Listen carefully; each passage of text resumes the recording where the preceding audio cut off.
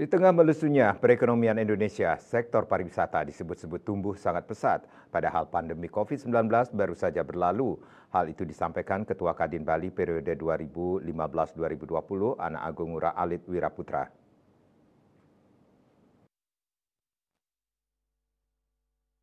Dia menyebut kunjungan wisatawan ke Pulau Dewata mulai normal dan jumlahnya sangat banyak.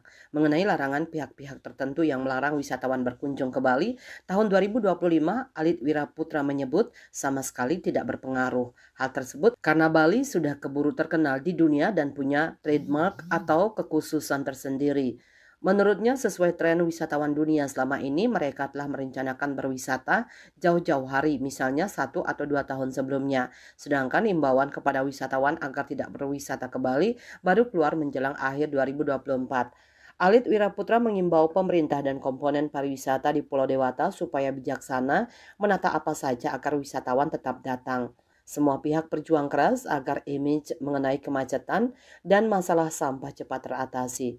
Jika semua pihak mau bersatu, kesan kemacetan di Bali bisa terhapuskan dengan pembangunan fasilitas publik yang memadai, khususnya upaya penanganan kemacetan lalin yang berlarut-larut.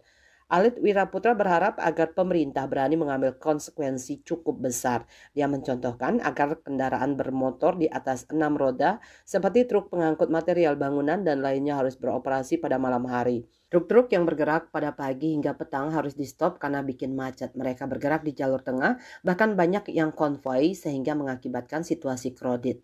Dan Pos melaporkan.